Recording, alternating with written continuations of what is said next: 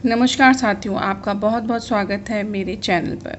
आपका बहुत बहुत शुक्रिया, आप इसे पसंद कर रहे हैं और देख रहे हैं। आप लोग सभी जानते हैं कि प्रीवियस ईयर प्रश्न बहुत महत्वपूर्ण होते हैं हर एग्ज़ाम के लिए, तो वही मैं आपके लिए लेकर आई हूँ हिंदी के प्रीवियस ईयर प्रश्न, और जो कि CTET में आपके बहुत काम आने वाले हैं। तो आप इसे पूरा देखिएगा क्योंकि प्रश्न रिपीट होते हैं एग्ज़ाम में।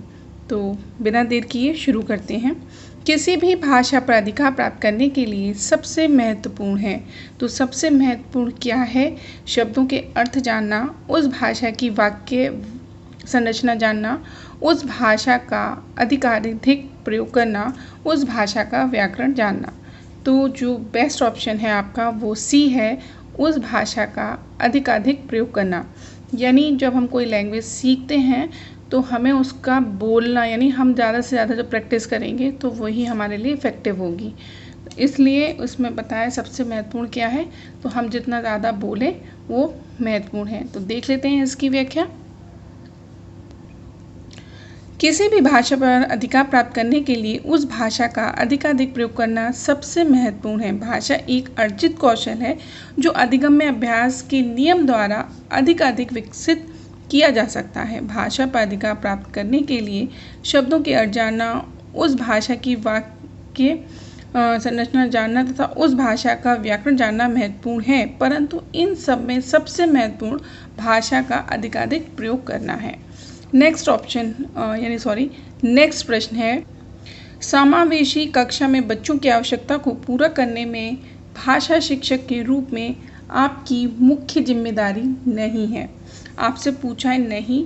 हम बहुत ध्यान से ऐसे प्रश्नों को करेंगे क्योंकि जब हम प्रश्न आंसर पढ़ते हैं तो हम वो कर देते हैं कि जो हमारी जिम्मेदारी होती है, और उन्होंने पूछा है कि नहीं है। तो हम ऑप्शन देख लेते हैं। बच्चों की भाषा संबंधी क्षमताओं की पहचान करना, B बच्चों की विभिन्न प्रकार की दृश्य श्रव्य सामग्री उपलब्ध कराना। नेक्स्ट, बच्चों का आकलन करते समय अति उदार बनना, D विभिन्न आवश्यकताओं वाले बच्चों के लिए उपलब्ध संसाधनों की खोज करना। तो हमारा जो सही ऑप्शन है, जो हमें नहीं करना है, वो C है, बच्चों का आकलन करते समय अति उदार बनना। यानी कि हम इसका फुल एक्सप्लेनेशन देख लेते हैं, यानी समझ लेते हैं कि वो क्या कहना चाह रहा है। समावेशी कक्षा में बच्चों की आवश्यकता को पूरा करने में भाषा शिक्षक के रूप में मुख्य जिम्मेदारी होती है कि बच्चों की भाषा संबंधी क्षमताओं की पहचान की जाए, बच्चों की विभिन्न प्रकार की दृश्य श्रव्य सामग्री उपलब्ध कराई जाए तथा विभिन्न आवश्यकताओं वाले बच्चों के लिए उपलब्ध संसाधनों की खोज की जाए। बच्चों का आकलन करते समय अति उदार बनना भाषा शिक्षक का उत्तरदायित्व नहीं है। नेक्स्ट है, पढ़ने की संस्कृति के विकास के क्रम में पठन को प्रोत्साहित किए जाने की आवश्यकता है। क्या व्यक्तिक, सस्वर, मौन या सामूहिक? तो ये ऑप्शन सही है, व्यक्तिक। और फुल देख लेते हैं। पढ़ने की संस्कृति के विकास में मुख्य व्यक्तिक पठन को प्रोत्साहित किए जाने की आवश्यकता है क्योंकि किसी भी कौशल के विकास के लिए व्यक्तिगत प्रयास का विशेष महत्व होता है, या यह कह सकते हैं कि व्यक्तित्व प्रयास के बिना सीखना संभव नहीं है। नेक्स्ट, भाषा की पाठ्यपुस्तक में सबसे महत्वपूर्ण पक्ष है आकर्षक चित्र, पाठों का उद्देश्यपूर्ण चयन, अभ्यासों की बहुलता या कागज की गुणवत्ता। तो यानी पाठों के उद्देश्यपूर्ण चयन होना चाहिए, यानी पाठ ऐसे होने चाहिए जो किसी उद्देश्य को पूरा कर रहे हों। तो देखते हैं, पाठों का उद्देश्य चयन भाषा की पाठ्य पुस्तक में सबसे महत्वपूर्ण पक्ष है। भाषा की पुस्तक का गठन इस तरह होना चाहिए कि प्रत्येक पाठ किसी न किसी उद्देश्य की पूर्ति, किसी न किसी भाषाई कौशल का विकास कर सके। जैसे किसी पाठ से उच्चारणता की शुद्धता, किसी से शब्द भंडार में वृद्धि, किसी से वर्तनी की शुद्धता, किसी से वाक्य गठन आदि भाषाओं कौशल का विकास हो। नेक्स्ट है, समग्र भाषा पद्धति पर आधारित कक्षा कैसी होती है? गतिविधियों के आयोजन पर बल देती है, बच्चों की भाषा विकास की स्पष्ट समझ पर बल देती है, बाल साहित्य को पढ़कर सुनाने पर बल देती है, या सभी भाषाओं को सीखने पर बल देती है। यानी समग्र भाषा जो है वो किस पर आधारित है? यानी बच्चों की भाषाई विकास की स्पष्ट समझ पर बल देती है। नेक्स्ट है, विद्यालय के बाहर का जीवन और वहाँ प्राप्त एवं ज्ञान अनुभव भाषा सीखने के लिए आवश्यक प्रेरणा देते हैं, क्योंकि मानक वर्तनी का संवयन ज्ञान मिलता है, लेखन की विभिन्न शैलियों का परिचय मिलता है, समृद्ध भाषिक परिवेश मिलता है, जिससे व्याकरणीय नियमों की जानकारी प्राप्त होती है। तो आपका जो राइट ऑप्शन है वो सी है, समृद्ध भाषिक परिवेश मिलता है। पहली कक्षा में प्रवेश लेने से पहले आमतौर पर बच्चे पठन लेखन में दक्ष होते हैं, स्व अभिव्यक्ति जानते हैं, भाषा के व्याकरणीय नियम जानते हैं, तुतलाकर बोलते हैं। तो क्या होता है कि बी ऑप्शन स्व अभिव्यक्ति जानते हैं।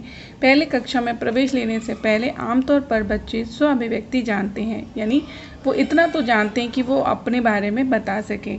यानी देखते हैं उसे आयु व सामान्य बच्चों में इतना भाषाई कौशल विकसित हो चुका होता है कि वे अपनी ज़रूरतें परेशानियां व्यक्त कर सकते हैं।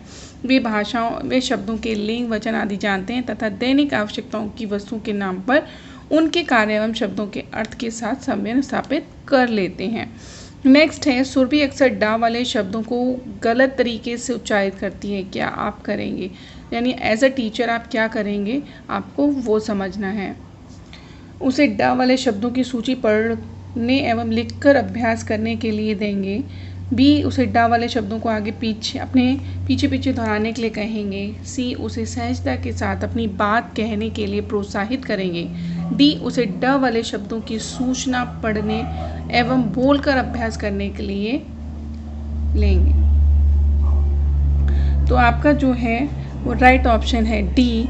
यदि कोई बच्चा किसी विशेष वर्ण वाले शब्दों का उच्चारण गलत तरीके से करता है तो इस समस्या का निराकरण हेतु मुख्य 2 चरण होते हैं। पहला, ऐसे शब्दों का शुद्ध उच्चारण बच्चे सुने। दूसरा, जो कहते हैं उच्चारण का अधिकतम प्रयास करें। इस आशय की अधिकतम पूर्ति 4 से हो रही है, इसलिए ड वाले शब्दों की सूचना पढ़ने एवं बोलकर अभ्यास करने के लिए देंगे।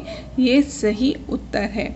यानी बहुत से प्रोत्साहित देखकर सी ऑप्शन लगाएंगे, लेकिन ऐसा नहीं है। उसमें जो सही ऑप्शन है वो डी ही है, क्योंकि वो कह रहा है कि पढ़ने बोलकर अभ्यास करने, यानी पहले सुनो, सूचना पढ़ने के लिए, फिर बोलकर, फिर अभ्यास करने के लिए कह रहा है। अब नेक्स्ट है, प्राथमिक स्तर पर पढ़ने की क्षमता का आकलन करने की दृष्टि से सबसे अधिक महत्वपूर्ण है। तो सबसे अधिक जो महत्वपूर्ण है वो है, ऑप्शन देखते हैं, विराम चिन्हों का ज्ञान, पढ़ने में प्रभाव, अर्थ का निवारण और वर्णों की पहचान।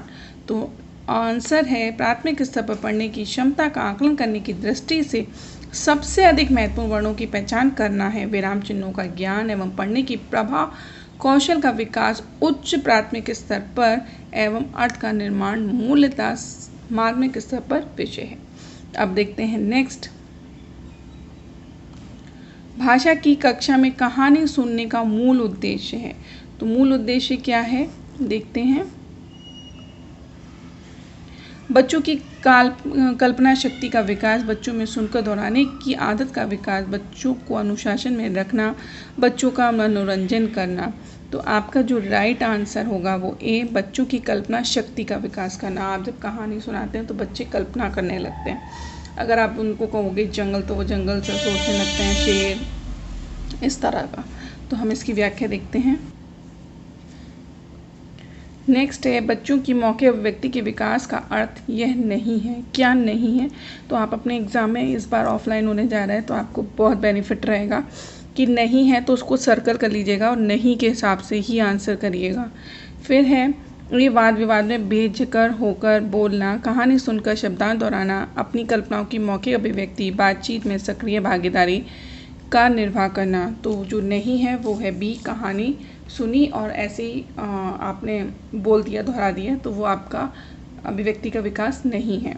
ठीक, अब इसकी एक्सप्लेनेशन देख लेते हैं कि कहानी सुनकर शब्दांत दोहराना बच्चों की मौखिक अभिव्यक्ति के विकास का अर्थ नहीं होता, बल्कि मौलिक विचारों को व्यक्त करना मौखिक अभिव्यक्ति की श्रेणी में आता है।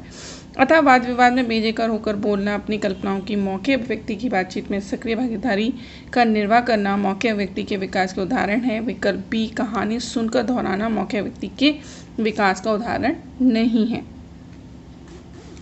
भाषा की कक्षा में यह ज़रूरी है क्या कि स्वयं भाषा शिक्षक की भाषा प्रभावी हो? फिर देख लेते हैं। नेक्स्ट है, प्राथमिक स्तर पर बच्चों की भाषाई क्षमताओं का विकास करने का अर्थ है। भाषाई संरचनाओं पर अधिकार, भाषा प्रयोग की कुशलता पर अधिकार, भाषा अनुकरण की कुशलता पर अधिकार, भाषिक नियमों पर अधिकार। तो आपका जो अर्थ है वो सी है, भाषा अनुकरण की कुशलता पर अधिकार। नेक्स्ट है व्याकरण शिक्षण की आगमन विधि की विशेषता है क्या? पहले नियम बनाना, पहले नियम का विश्लेषण करना, पहले मनोरंजक गतिविधि करना, पहले उदाहरण प्रस्तुत करना। यानी व्याकरण शिक्षण की आगमन विधि जो है वो पहले आप उदाहरण प्रस्तुत करने की है। तो आप इसकी डिटेल देख लेते हैं। व्याकरण शिक्षण की आगमन विधि की विशेषता है पहले उदाहरण प्रस्तुत करना। आगमन विधि में पहले कई उदाहरण प्रस्तुत किए जाते हैं और बाद में उन्हीं का सामान्यकरण करके नियम बताए जाते हैं। आगमन विधि व्याकरण विधि की सर्वोत्तम विधि मानी जाती है। निगमन विधि में पहले नियम बताए जाते हैं, बाद में उदाहरण द्वारा उन्हें प्रमाणित किया जाता है। यह गणित शिक्षण की उत्तम विधि है। आपका यहाँ तक बने रहने के लिए बहुत बहुत धन्यवाद। आपने इसे लाइक शेयर सब्सक्राइब ज़रूर करें और आपका साथ मेरे लिए बहुत ज़रूरी है, तो प्लीज़ अपना साथ बनाए रखें। धन्यवाद।